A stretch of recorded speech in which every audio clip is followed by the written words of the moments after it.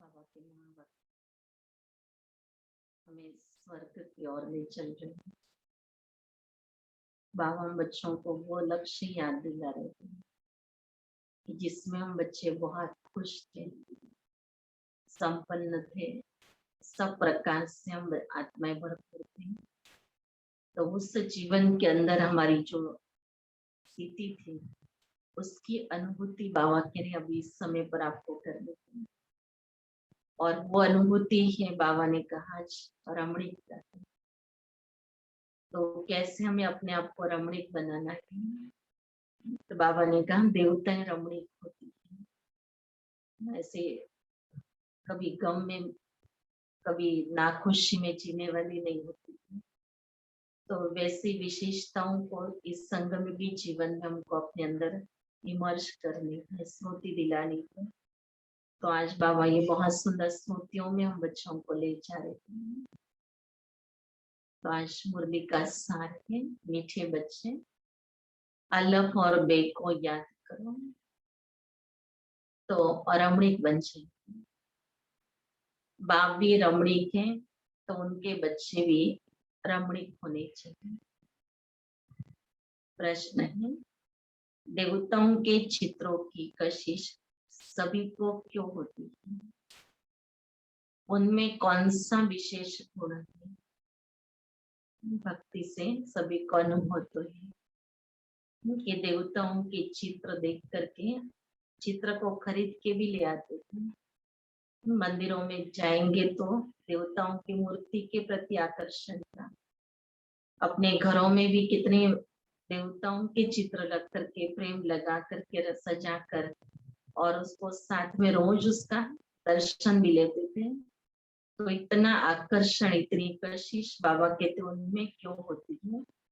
और कौन सा विशेष गुण है देवताओं में जो सभी को अपने तरफ खींचता है?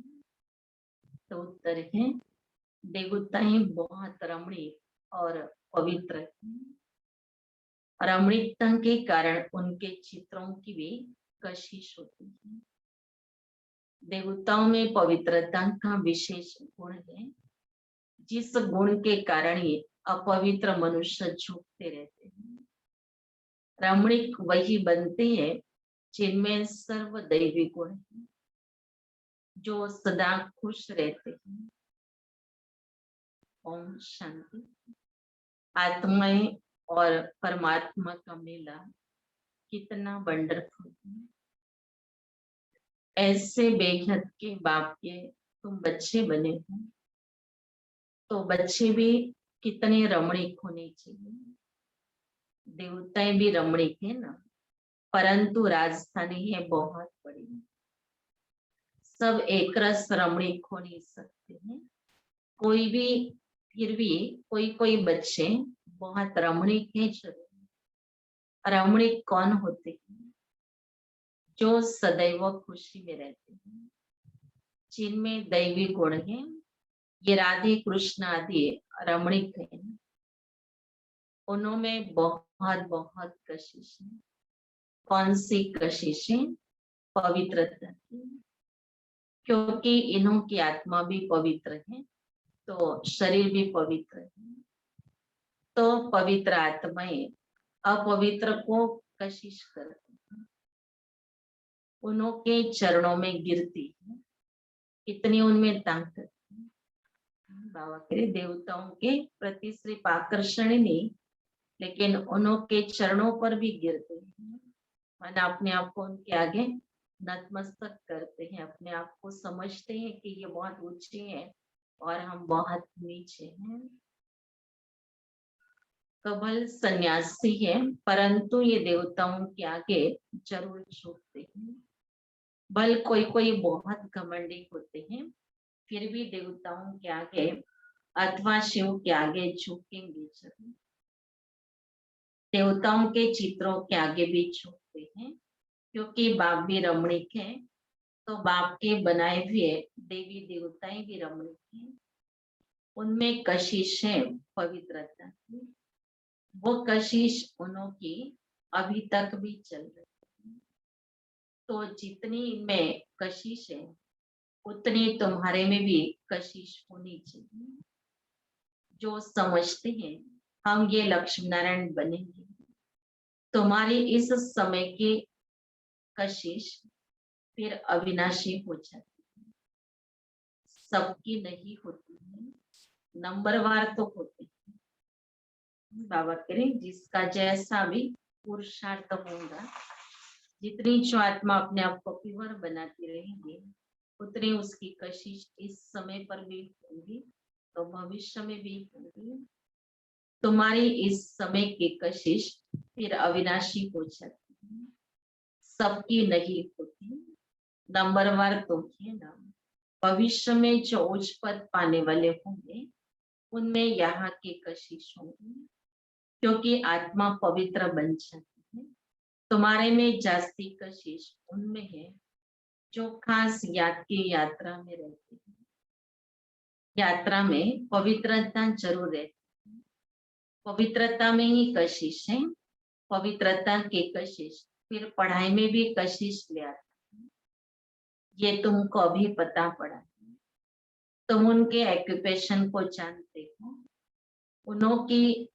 उन्होंने भी कितना बाप को याद किया होगा। ये जो इन्होंने इतनी राजाई पाई है, वो जरूर राजयोग से ही पाई है।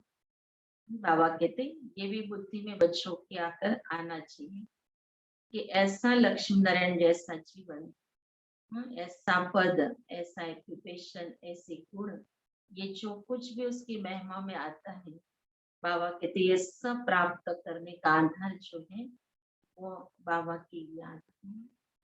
बस वही याद अभी हम बच्चों को बाबा करने के लिए कह रहे हैं, क्या बच्चे भी ऐसे आकर्षण मूर्त बन जाओ, श्री लक्ष्मी श्री नारायण के जैसे तुमको बनना है। तो उसके लिए योगी एक सबसे बड़ा उपाय है। इस समय तुम ये पद पाने के लिए आए हो, सभी अपने आप से पूछो कि हम बाबा के बने, फिर रोज बाबा के पास क्यों आते हैं, रोज मुरली क्यों सुनते हैं।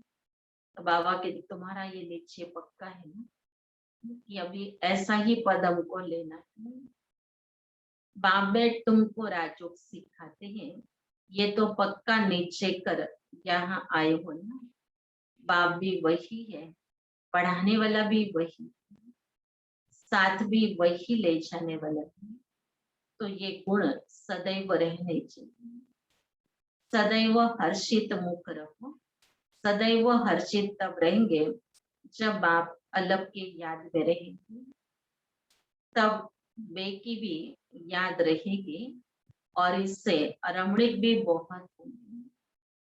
तुम बच्चे जानते हो हम यहाँ रमणीक बन, फिर भविष्य में ऐसा रमणीक बनेंगे। यहाँ की पढ़ाई ही अमरपुरी में ले जाती है। ये सच्चा बाबा तुमको सच्ची कमाई करा रहे हैं। ये सच्ची कमाई ही साथ चलती है एक ही जन्म के लिए। बाबा कहते कोई खुशी होनी चाहिए कि ऐसी कमाई बाबा ने हमको करना सिखाया। बाकी दुनिया में तो कमाते कमाते पेटियां भर लेते हैं, लेकिन उसको यूज किए भी बिना, उसका सुख पाए बिना ही शरीर भी छोड़ देते हैं। तो वो कमाई यही रह जाती है। लेकिन ये कमाई बाबा कहते हैं आपकी सच्ची कमाई है। सच्चा बाबा तुमको कमाई करा रहा है और ये कमाई अविनाशी है। जो आत्मा अपने साथ जहाँ जाएगी वो अपनी कमाई को लेकर के जाएंगे, छोड़ के नहीं जाती है। तो ऐसे अविनाशी कमाई, अपनी कमाई बाबा कहते इस खड़ी तुमको बाबा करवा रहा है, और वो भी एक ही जन्म के लिए। फिर भक्ति मार्ग में जो कमाई करते हो वो तो है ही अल्पकाल सुख के लिए, क्योंकि जितना करेंगे उतना वहां पर मिलता जाएगा। तो कमाया और खाया, तो भक्ति के अंदर बाबा कहते अल्पकाल के लिए है, वहां अनेक जन्मों के लिए नहीं प्राप्ति होती है। वो कोई सदैव साथ नहीं देते हैं। तो इस पढ़ाई में बच्चों को बड़ा खबरदार रहना चाहिए। तुम हो साधारण, तुमको पढ़ाने वाला भी बिल्कुल साधारण रूप में है। बाबा कहते बच्चे भी तुम बहुत साधारण हो, क्योंकि बच्चों को देख करके संसार में किसी को ये ज्ञान नहीं होता है कि यही वो आत्माएं हैं जो परमात्मा को पहचानने वाली है। ये वही है जिन्होंने अपने आप को भाग्य विधाता से भाग्य लेने में अपना समय संकल्प सफल करके अपने भविष्य के उज्जवल भाग्य को प्राप्त करने वाली आत्माएं हैं। यही भविष्य में देवी देवताओं के रूप में संसार में पाठ बचाने वाली आत्माएं, और यही हमारी इष्ट देव और देवी है। बाबा कहते इतने तुम साधारण हो कि तुमको भी कोई नहीं पहचानता है। अब बाबा कहते बच्चे बाप को भी नहीं कोई पहचानता है। शिव बाबा भी साधारण रूप में आता है, ब्रह्मा का बिल्कुल साधारण रूप में, और जिसमें बैठ करके शिव बाबा उनको रोज पढ़ाते, तो उनको पहचानने वाले बच्चे भले दुनिया के हिसाब से साधारण ही है, लेकिन बाप के हिसाब से तो वो बहुत महान है, बहुत श्रेष्ठ आत्माएं हैं, बहुत बुद्धिमान आत्माएं हैं कि जिन्होंने भगवान को अपना बना लिया है। तो इसलिए बाबा कहते देखने में तुम भी साधारण हो, और बाबा भी बिल्कुल साधारण रूप में बैठे हैं, तो पढ़ने वाले भी साधारण ही रहेंगे, नहीं तो लज्जा आएगी। अब बाबा देखो कितनी अच्छी बात समझा रहा है कि बाबा साधारण तन में आकर बैठा है, तो बच्चे भी साधारण रीति से ही चलते हैं।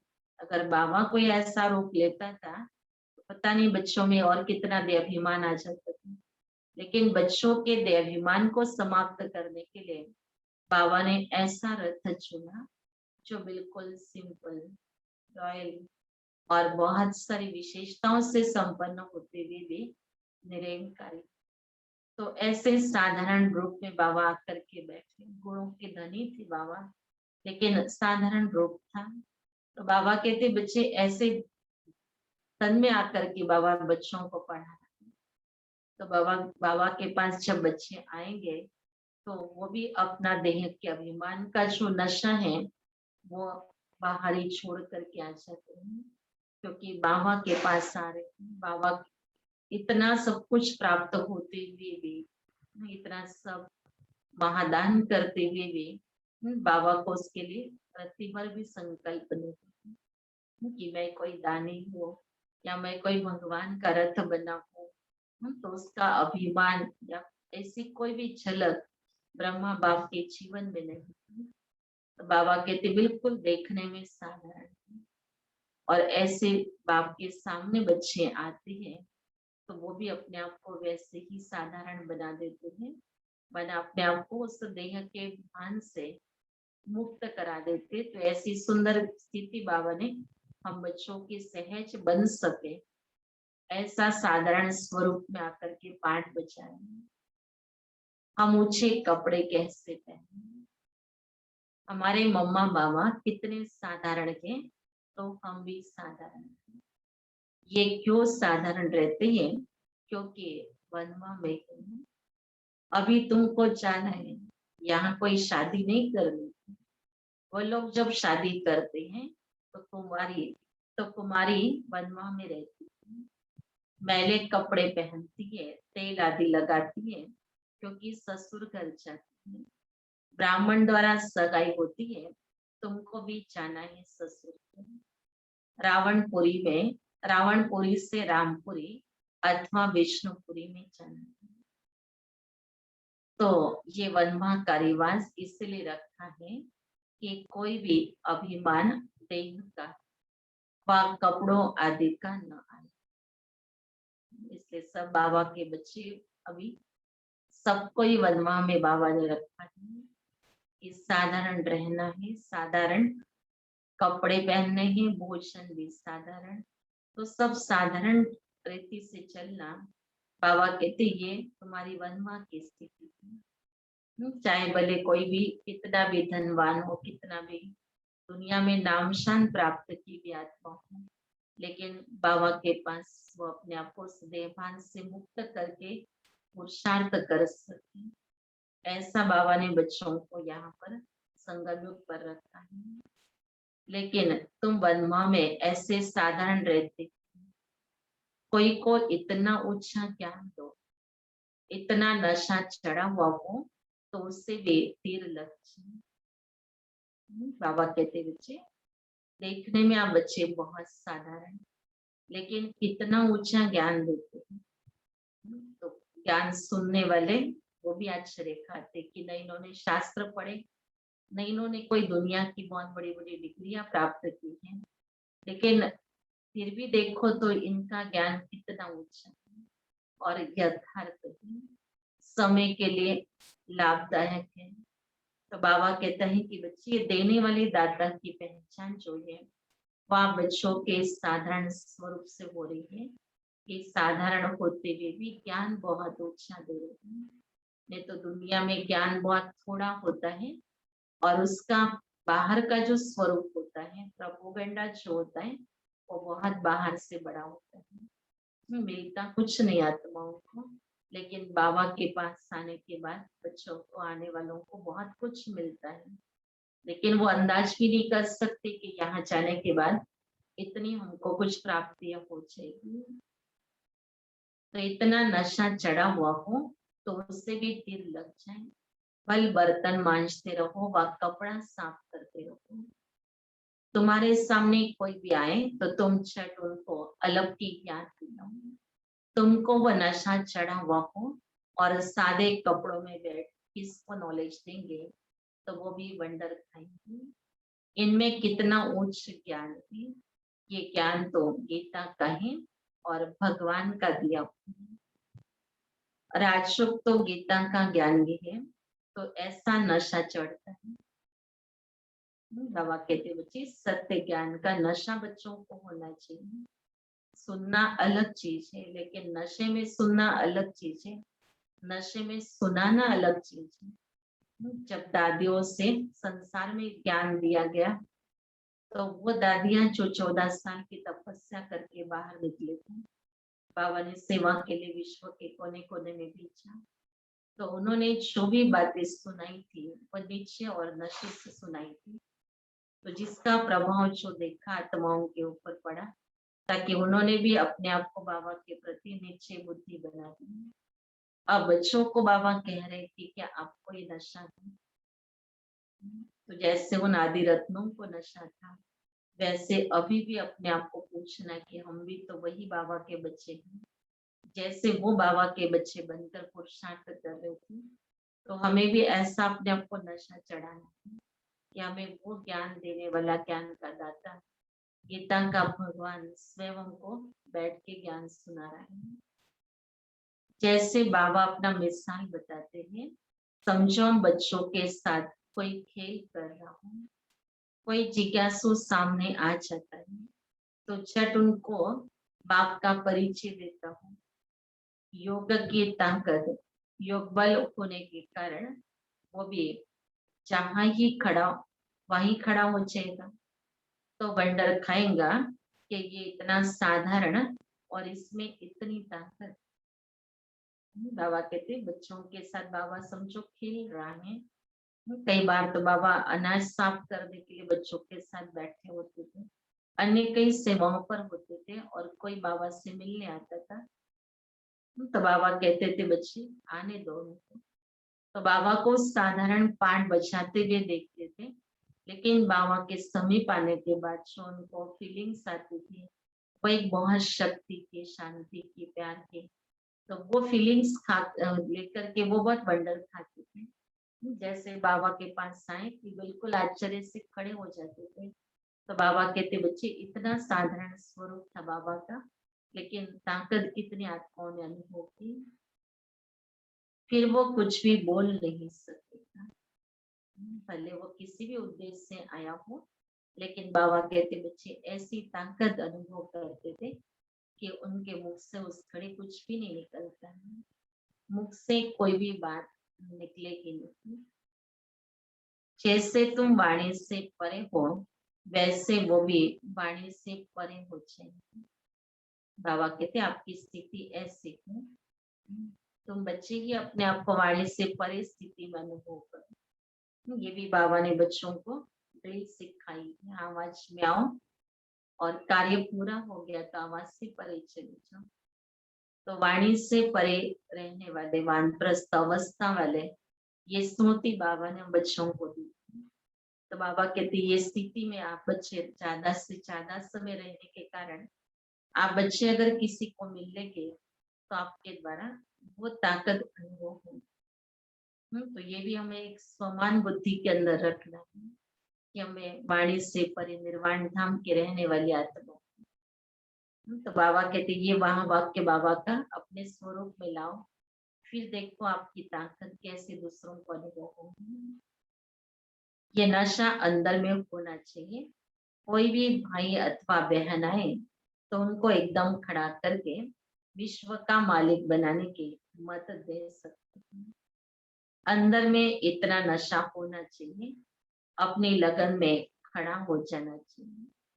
बाबा सदैव कहते हैं तुम्हारे पास ज्ञान तो है, परंतु योग का जौहर नहीं। प्यूरिटी और याद में रहने से ही जौहर आता है। याद की यात्रा से तुम पवित्र बनते हैं, ताकत मिलती है। ज्ञान तो है धन की बात, जैसे स्कूल में पढ़कर एमए बीए आदि करते हैं तो इतना फिर पैसा मिलता है। यहाँ की दूसरी बात है, बाबा कहते वहां तो पढ़ाई पढ़ी और बस लक्ष्य यही होता है कि हमको पैसा कमाना है। यहाँ तो बाबा बच्चों को कहता है कि यहाँ सिर्फ पैसा कमाना, इसके लिए कोई यहाँ पर बाबा ये पढ़ाई नहीं पढ़ा रहा है। लेकिन बाबा इतना लायक हम बच्चों को बना देता है, शायद वो पढ़ाई से तो वो लायकी मिल न सकती, क्योंकि उस पढ़ाई से कोई संस्कार परिवर्तन नहीं होते हैं। लेकिन यहाँ बाबा के द्वारा हम बच्चों को जो पढ़ने के लिए मिलता है, उससे हमें अपने ही आप की पहचान मिल जाती है, जिससे हम अपने आप को जानते हैं कि हम पहले कैसे थे और वैसे फिर से हमको बनना है। ये लक्ष्य हमको बुद्धि में आ जाता है तो हम वैसा पुरुषार्थ करते हैं। बाबा कहते वहां के पढ़ाई में, माना जिस्मानी पढ़ाई में और रूहानी पढ़ाई में भी अंतर है। भारत का प्राचीन योग तो मशहूर है, ये है याद। बाप सर्वशक्तिवान है तो बच्चों को बाप से शक्ति मिलती है। बच्चों को अंदर में रहना चाहिए, हम आत्माएं बाबा की संतान हैं। परंतु बाबा जितने हम पवित्र नहीं, अब बनना है। दिल के अंदर बाबा के ये बात आनी चाहिए, समझनी चाहिए कि हम बच्चे बाबा के पास आए हैं, लेकिन पवित्र बनने का पुरुषार्थ जो बाबा ने किया है उतना हमारा नहीं है। हमको और पुरुषार्थ करना है, ऐसा बनना है। अभी है एम ऑफ योग से ही तुम पवित्र बनते हो। जो अनन्य बच्चे वो सारा दिन यही ख्यालात करते रहते हैं, तो बहुत अपनी सहज पहचान करवा सकते हैं कि हम बाबा के अनन्य बच्चे हैं या साधारण बच्चे हैं। अगर अनन्य बच्चे हैं तो बाबा के सारा समय उनके मन के अंदर यही ज्ञान के ख्यालात चलते रहेंगे। हम आत्माएं बाबा की संतान हैं, परंतु बाबा जितने हम पवित्र नहीं है अब बनना है। योग से ही तुम पवित्र बनते हो। जो अनन्य बच्चे वो सारा दिन यही ख्यालात करते रहेंगे। कोई भी आए तो उनको हम रास्ता बताएं। तरस आना चाहिए, बेचारे अंधे हैं। अंधे को लाठी पकड़ा कर ले जाते हैं। ये सब अंधे हैं, ज्ञान चक्षु है।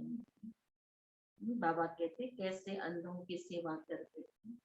उनको भी रास्ता दिखाना हो तो उनके हाथ में एक लकड़ी पकड़ाते और एक हाथ में अपने हाथ में पकड़ाते और उनको चलाते हैं ताकि उनको वो लकड़ी के सहारे रास्ता मिल जाता है।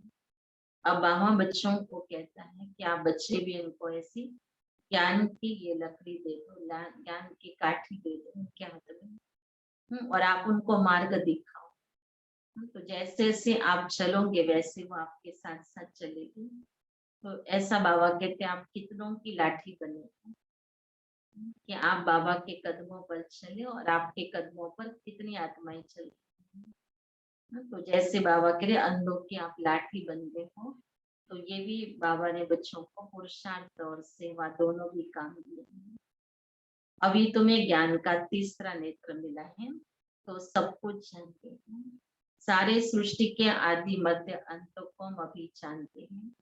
ये सब भक्ति मार्ग के बातें हैं, तुमको पहले भी पता था क्या कि hear no evil, see no evil, ये चित्र क्यों बना है? दुनिया में कोई भी इनका अर्थ नहीं समझते हैं। तुम अभी जानते हो, जैसे बाप नॉलेजफुल हैं, तुम उनके बच्चे भी अब नॉलेजफुल बन रहे हैं। नंबरवार पुरुषार्थ अनुसार कोई कोई को तो बहुत नशा चढ़ता है, वहां बाबा का बच्चा बनकर और बाबा से पूरा वर्षा नहीं लिया तो बच्चा बनकर ही क्या किया? बाबा कहते ये आश्चर्य की बात है कि भगवान का बच्चा बना, दाता के बने, बाप को पहचाना भी, मुख से बाबा भी कहा और अपने आप को बच्चा भी बना दिया। लेकिन पुरुषार्थ में कहीं अलबेलेपन में आ गए, कहीं आलस आ गया, कहीं पर संग के रंग में रंग गए और बाबा से पूरा वर्षा नहीं लिया। तो बाबा कहता है कि बच्चे क्या किया फिर बाप का बच्चा बन करके? अगर अचानक किसी का अंत आ जाए और उसने ऐसा पुरुषार्थ अपना नहीं किया मौकों का, तो आखिर तो बाबा उसको यही प्रश्न पूछेंगे कि क्या किया बच्चा बन करके तुमने? इतना समय तक तुमको प्रभु पालना मिल रही थी, प्रभु बच्चों को इतना वरदानों से सजा रहा था, तो तुमने क्या किया? रोज रात को अपना पोता मेल देखना है। बाबा व्यापारी है ना, व्यापारियों को पोता मेल निकालना सहज होता है, गवर्नमेंट सर्वेंट को पोता मेल निकालना नहीं आता। तो न वो सौदागर होते हैं, बाबा कहते हैं नौकरी करने वाले जो होते हैं उनका लिमिट में कमाई होती है और लिमिट में खर्चा होता है, तो इसलिए उनको कोई पोता मेल बनाने की आवश्यकता नहीं पड़ती है। उनको पता है कि हमारा जमा इतना है, खर्च इतना है, बचत इतने होने वाले है, उनका फिक्स हो जाता है वो। लेकिन व्यापारी बुद्धि वाले जो बच्चे होते हैं उनको तो होता है आज जो मैंने कमाया कल मेरी कमाई उससे अधिक होनी चाहिए। व्यापारी कभी अपने आप को घाटे में नहीं ले जाने का प्लान बनाता है, रोज उसका प्लान यही चलता है कि आज से मेरी कल की कमाई ज्यादा हो। तो ऐसा बाबा के लिए तुम बच्चों को भी अपना पोता में निकालना है कि रोज हमारी कितनी याद की यात्रा होती है, कितनी हम अपनी कमाई करते हैं, कितना हम अविनाशी कमाई में अपने आप को समय देते हैं। तो रोज अपना ये पोता में निकालना है कि आज मैंने इतना कमाया, कल मेरी कमाई में और ज्यादा होना चाहिए। तो ऐसा रोज का पोता मेल देखते देखते भरपूर कमाने वाले बन जाएंगे। बाबा से पूरा ही वर्षा ले लेंगे, बाप से लेना माना ही हम बच्चों को तो बाबा करे जिस जन्म का हक है, इस जन्म में परमात्मा प्यार जो हमें मिल रहा है, जो वर्षे के रूप में, जिसके लिए हमें और कोई पुरुषार्थ नहीं कर रहे हैं, लेकिन बाबा ने अपना बना लिया और अपना सब कुछ हमारे नाम पर कर दिया। अब हम अपने नाम पर होते हुए भी अगर हमने उसका फायदा नहीं उठाया तो क्या काम करें? अभी एक माता की बात किसी ने सुनाई कि उसके पास कई करोड़ की संपत्ति है उसके नाम पर, लेकिन उसको जब कहा गया कि ये सारी संपत्ति को तुम कुछ हिस्से में हमको दे दो और कुछ हम आपको दे देते हैं और ये सारी संपत्ति को हम कार्य में लगाते हैं, तो उसने कहा मुझे तुम्हारे 5 करोड़ 10 करोड़ कुछ नहीं चाहिए, न मुझे वो झंझट में जाना है, भले वो मेरे नाम पर पड़ी रहे। तो बाबा कहते थे कईयों के पास बहुत कुछ है उनके नाम पर, लेकिन उनको तकदीर में नहीं है उसका सुख पाना या उसको प्राप्त करना।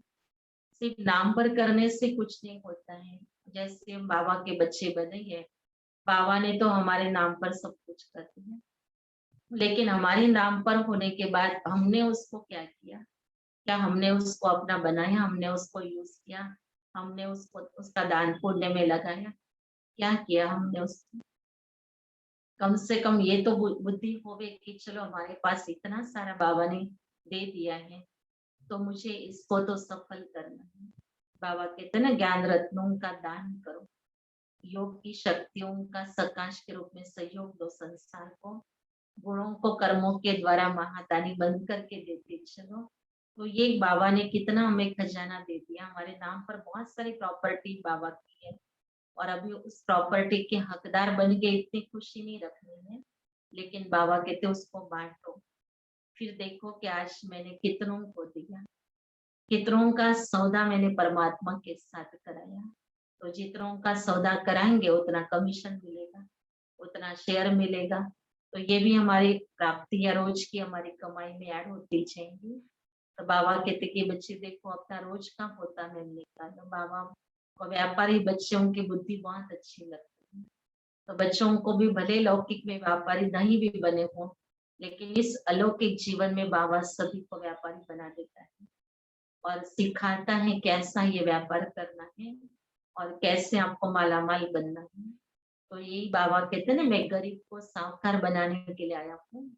तो ये बाबा की युक्ति अगर कोई समझ लेगा तो अनेक जन्मों के लिए मालामाल बन जाएंगे, व्यापारी लोग अच्छा समझेंगे। बाबा कहते ये बात जल्दी बच्चों को समझ में नहीं आएंगे, उनको जिनको नौकरी की आदत है।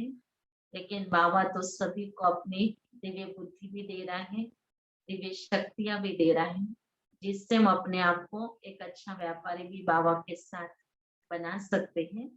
और बाबा ने ये भी तो कहा है बच्चों को कि बच्चे इस जन्म में भले तुम व्यापारी नहीं भी होंगे, लेकिन इस 84 जन्मों के खेल में किसी जन्म में तो तुम बने होंगे।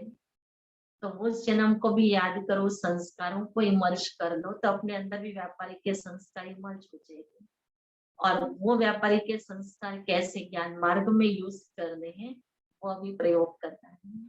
तो रोज की कमाई करने वाला और आज से कल की कमाई ज्यादा करने वाला वो है व्यापारी। तो तुम व्यापारी हो, तुम अपने नफे नुकसान को समझते हो, रोज खाता देखो, मुरादी संभालो। बाबा कहते बच्चे रोज खाता देखो, अपने मुरादी संभालो, घाटा है व फायदा। सौदागर हो ना, गायन है ना बाबा सौदागर और रत्नागर है। अविनाशी ज्ञान रत्नों का सौदा देते हैं, ये भी तुम जानते हो। नंबरवार पुरुषार्थ अनुसार सब कोई शुरू बुद्धि नहीं, एक कान से सुनते फिर दूसरे से निकाल देते हैं। झोली में छेद से निकल जाता है, झोली भरती नहीं। बाप कहते धन दिए धन ना खोटे।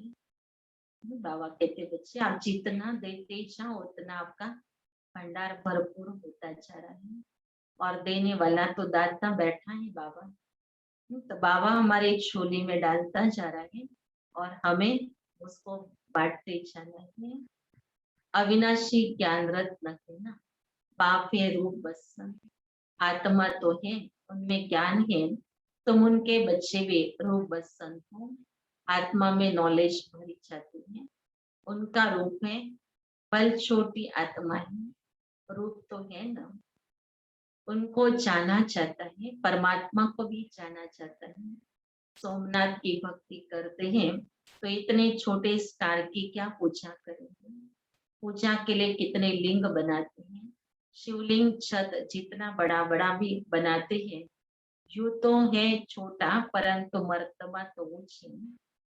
बाप ने कल्प पहले भी कहा था कि इन जप तप आदि से कोई प्राप्ति नहीं होती है, ये सब करते नीचे ही गिरते जाते हैं, सीढ़ी नीचे ही उतरते हैं।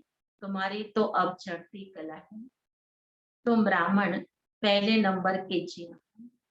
कहानी है ना, जिन ने कहा हमको काम नहीं देंगे तो खा जाएगी, तो उन्होंने काम दिया। कौन सा? सीढ़ी चढ़ो और उतरो, क्योंकि काम कभी खत्म होने वाला ही नहीं है, इसका अंत ही नहीं कभी, कि चढ़ते रहो और उतरते रहो। तो उनको काम मिल गया। बाबा ने भी कहा है कि ये बेहद की सीढ़ी तुम उतरते हो और फिर चढ़ते हो, तुम ही फुल सीढ़ी उतरते और चढ़ते हो, जिन तुम हो। बाबा कहते सच्ची तो जिन की कहानी तुम्हारी है, तुम्हें काम दे दिया, सीढ़ी चढ़ो और उतरो, 84 जन्मों का चक्र लगाते रहो।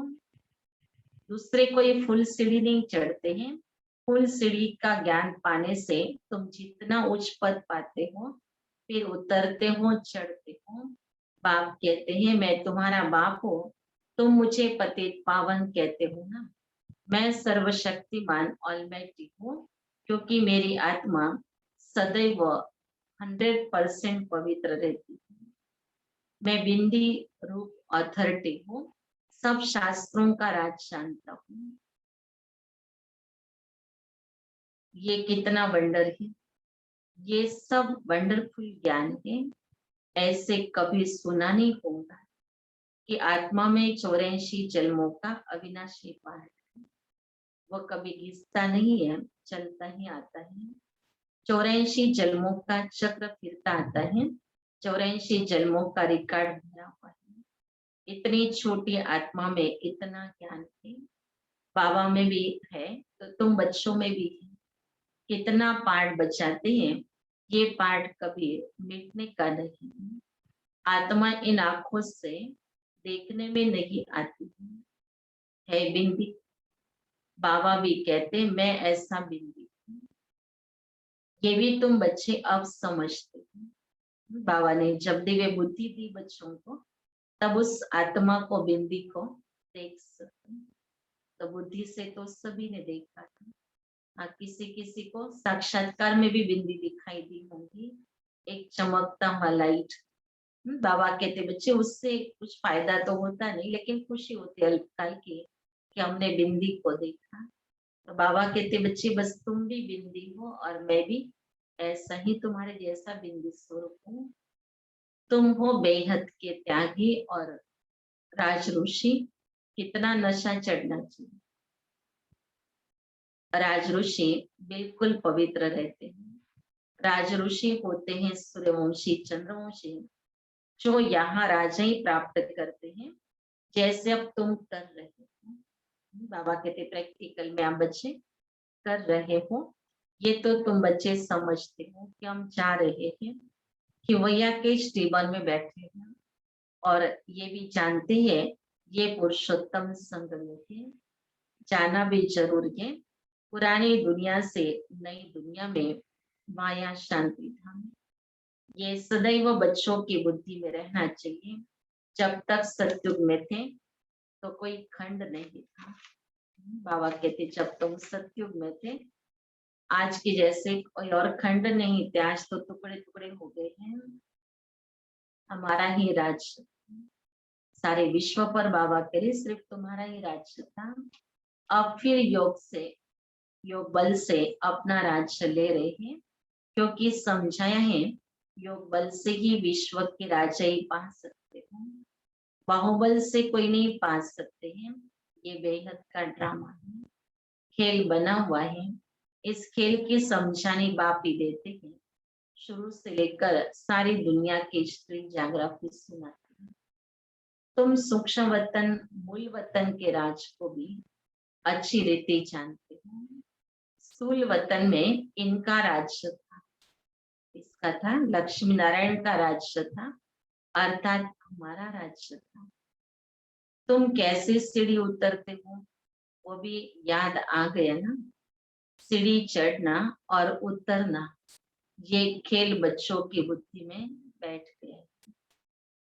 अब बुद्धि में है कि कैसे ये वर्ड की हिस्ट्री ज्योग्राफी रिपीट होती है। इसमें हमारा हीरो हीरोइन का पार्ट है। हम ही हार खाते और फिर जीत पाते हैं, इसलिए नाम रखा है हीरो हीरोइन। अच्छा, मीठे मीठे सिखल दे बच्चों प्रति माता पिता बाप दादा का याद प्यार और गुड मॉर्निंग। रूहानी बाप के रूहानी बच्चों को नमस्ते। रूहानी बच्चों की रूहानी बाप दादा को याद प्यार, गुड मॉर्निंग और नमस्ते। फिर अभी मुरली का धारणा का स्थान।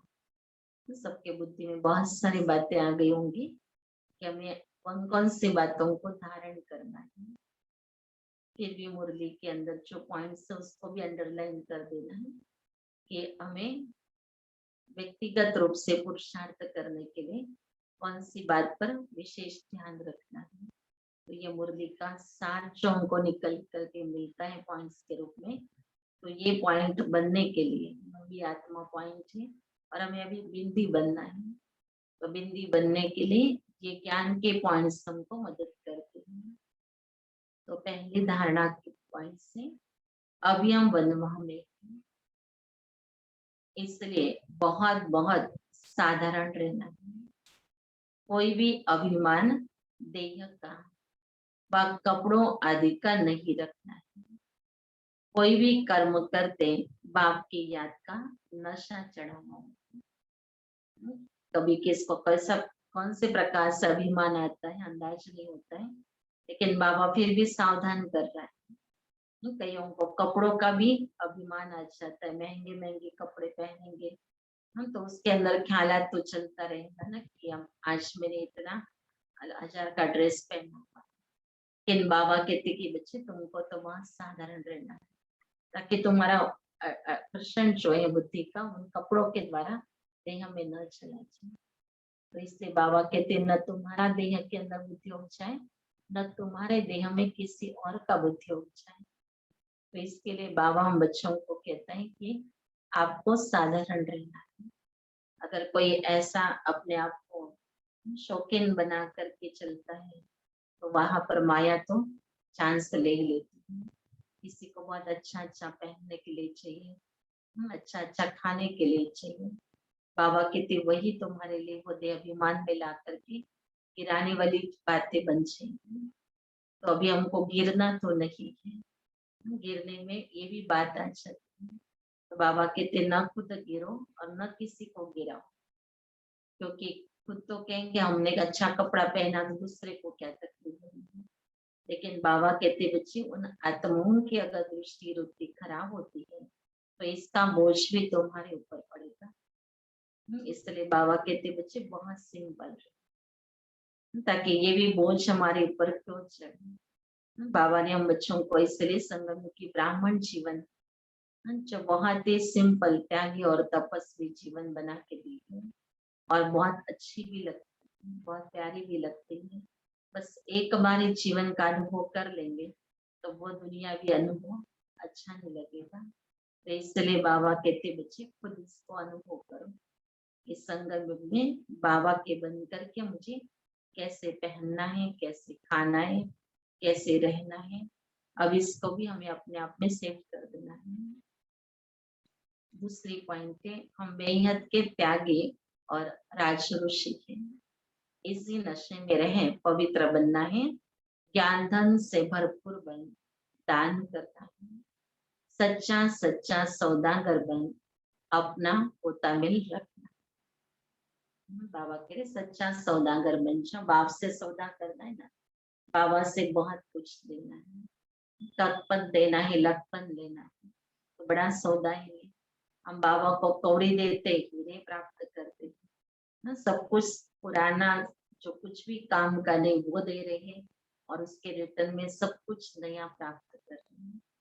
तो कितना बड़ा सौदा बाप हम बच्चों के साथ कर रहा है। तो ऐसा बाप तो किसी को नहीं मिलेगा जो हमें मिला हुआ है। उसका नशा और उसका बाबा कहते वो खुमारी में तुम बच्चों को अपना पाठ प्ले करना। नहीं तो आजकल तो बहुत सारी बातें दुनिया के अंदर भी एक तरफ अपने को आकर्षण करने वाली माया ने बना के रखी और दूसरी तरफ बाबा हमको अपने तरफ खींच रहा है। लेकिन बाबा कहते बच्चे देखो अपने आप को सावधानी से चलाओ। जैसे आजकल जो बीमारी का वातावरण बन रहा है, इसमें भी देह भान में आने के कारण कईयों को डर लग रहा है। तो ये भी एक देह का भान ही है। लेकिन जिसने अपने आप के अंदर ये अभ्यास किया है, जैसे बाबा ने भी बहुत समय पहले से कहा था कि बच्चे अशरीरीपन का अभ्यास करें। तो ये अभ्यास जैसे वर्तमान आने वाले समय पर जो समय आ चुका है, इसमें अगर हम उसको यूज करते हैं तो हमें बहुत फायदा होता है। कि बस बाबा कहते शरीर में कुछ हो गया ना तो आप शरीर से न्यारे बन जाओ, अशरीरी बन जाओ। तो अशरीरी बनने से शरीर अपने आप अपनी हीलिंग कर लेगा, वो अपने आप ठीक भी हो जाएगा जल्दी। लेकिन हम शरीर में रहते हैं, शरीर के भान में रहते हैं, और फिर उस समय पर उसको हम अपने रीति से निगेटिव थॉट्स में चलाते हैं। तो हमारे जो निगेटिव थॉट होते हैं कि हम ठीक नहीं होंगे, अब इसमें तो इतने सब मर रहे हैं तो मेरा भी क्या होगा, तो इस प्रकार की कोई भी संकल्प अगर हम अपने आप को देते हैं तो उसका असर बॉडी पर होता है। तो इसलिए बाबा हम बच्चों को बहुत काल से ये अभ्यास करवा रहा है। जिसने किया हुआ है उसको तो मदद मिल ही रही होगी, बाकी अभी भी करते हुए भी हम मदद लेने का अभी भी हमको चांस है कि कोई भी परिस्थिति आती है, कोई भी बातें आती है, चाहे बीमारी आती है, हम अपने आप को ये अशरीरीपन का इंजेक्शन लगा दें। ये इंजेक्शन अगर लग गया तो बहुत बड़ा हमको सहयोग मिल जाएगा। और ये रोज बाबा आता है लगवाने के लिए, सर्जन बाबा है हमारा। और बाबा जब आता है तो हमको बाबा के सामने पहुंचना है कि बाबा मुझे आज ये अशरीरीपन का इंजेक्शन लेना है। बाबा की दृष्टि ही ये इंजेक्शन हमें दे देती है। जैसे जैसे हम बाबा की दृष्टि लेते हैं, चाहे बिंदी स्वरूप में अपने आप को टिका दे, और वो दृष्टि लेते लेते हम अपने आप को शरीर के भान से परे ले जाए, तो ये अशरीरीपन का इंजेक्शन हो गया। तो ये रोज अमृत वेले हमको लेना है, और ये इंजेक्शन हमें सारा दिन में फिर मदद करेगा। और अपने आप को यही बार बार अनुभव कराते रहना है कि जो कुछ भी है वो शरीर में है, मैं तो इस शरीर से भिन्न अलग आत्मा हूँ। तो बाबा कहते बच्चे अपने को आत्मा समझ करके उस अनुभव में आप चले जाओ, बाबा के समीप चले जाओ। तब आप बाबा के पास बैठे हो, और यहाँ पर शरीर बाबा की शक्तियों से, बाबा के प्यार से और सेवा के वरदानों से वो अपने आप ठीक होता जाता है। तो ऐसे बहुत अच्छे अच्छे अनुभव करने का भी वर्तमान समय है। तो बाबा भी हमें कह रहे हैं कि आप सच्चा सौदा कर दो, बाप से बहुत फायदे में जाओगे। ये सौदा नुकसान वाला नहीं है, ये सौदा फायदे वाला है। तो खुद ने भी सौदा कर लिया बाबा से, अब औरों को भी ये सौदा करने के लिए तैयार करो। लौकिक में बिजनेस वाले जो होते हैं वो तो बहुत अच्छा पटाते हैं कि ये चीज बहुत अच्छी है, ये चीज बहुत कीमती है, ये तो बाजार में इतने को मिलेगी, मैं तो आपको इतने में दे रहा हूँ। अब वो कैसे भी करके अपना सौदा तो करवा लेते हैं। अब बाबा कहते बच्चे तुम्हें तो ये सत्य ज्ञान है, और आज की जो परिस्थितियां उसमें इस ज्ञान की बहुत आवश्यकता है। तो इसलिए अभी तो बहुतों के साथ हम ये सौदा कर सकते हैं, क्योंकि अभी सभी को जरूरत है उस बात की। तो अभी घर बैठे भी बहुत बड़ी बेहद की सेवाएं कर सकते हैं, और उन सभी को बाबा का संदेश दे करके, बाबा के मधुर महावाक्य सुना करके उनको इस समय पर हम मदद दे सकते हैं। तो उनको भी ये सौदा करवाना, जो सौदा हम बच्चों ने किया है बाबा से, वो सौदा उनको भी सिखा देना है कि ऐसा सौदा आप भी कर लो भगवान से, तो भगवान आपसे बाप को भरपूर कर देगा। तो ये सेवा करने का भी समय अभी हमारे पास अलग रूप से है, लेकिन हम अभी भी बहुत सेवाएं कर सकते हैं। वरदान है, याद की सर्च लाइट के द्वारा वायुमंडल बनाने वाले विजय रत्न हो। सर्विसेबल आत्माओं के मस्तक पर विजय का तिलक लगा हुआ है ही। लेकिन जिस स्थान की सर्विस करते हो उस स्थान पर पहले से ही सर्च लाइट की रोशनी डालनी चाहिए। याद की सर्च लाइट से ऐसा वायुमंडल बन जाएगा जो अनेक आत्माएं सहज समीप आ जाएंगी। फिर कम समय में सफलता 1000 गुना होगी। इसके लिए दृढ़ संकल्प करो कि हम विजय रत्न हैं, तो हर कर्म में विजय समाएगी। स्लोगन है, जो सेवा स्वयं को व दूसरे को डिस्टर्ब करे वो सेवा सेवा नहीं बोझ है। ये बड़ी बात ध्यान से सुनने जैसी है कि हम सेवा तो कर रहे हैं और सोच रहे कि मैंने तो बहुत सेवा कर ली है, मेरी आज बहुत कमाई हो गई है, बहुत पुण्य जमा हो गया है। लेकिन बाबा कहते आपकी सेवा अगर दूसरे को डिस्टर्ब कर रही है तो वो सेवा नहीं है, लेकिन आपके ऊपर बोझ है। तो इसलिए ये भी बात का बहुत हमें ध्यान रखना है। ओम शांति। तो आज शाम को विशेष स्पार्क की मीटिंग है जिसकी आईडी आपको मिलेगी और आप सभी को शाम को जुड़ना है इसके अंदर। जो शाम को आप सभी को वो पता चल जाएगा कि कैसे हमको अपने वर्तमान समय पर भी पुरुषार्थ करना है। तो आप सभी को समय शाम का 5:30 बजे का होगा और सभी को जुड़ने और यूट्यूब पर भी देखने के लिए मिलेगा। तो आप अपने को भी और दूसरों को भी, अपने साथियों को भी बताओगे तो वो भी उसका लाभ ले सकेंगे और अपना पुरुषार्थ कर सकेंगे। ओम शांति। तो अभी हम 2 दिन की जो कॉन्फ्रेंस होने वाली है उसके लिए भी योग करेंगे। तो भी सभी उसी के संकल्पों में बैठेंगे कि बाबा के ये कार्य में जो भी वीआईपीस के रूप में जुड़ने वाले हैं वो सभी बाबा के बच्चे बन जाए और बेहद सेवा में लग जाए। तो ऐसा श्रेष्ठ संकल्प लेकर के अभी हम योग करेंगे।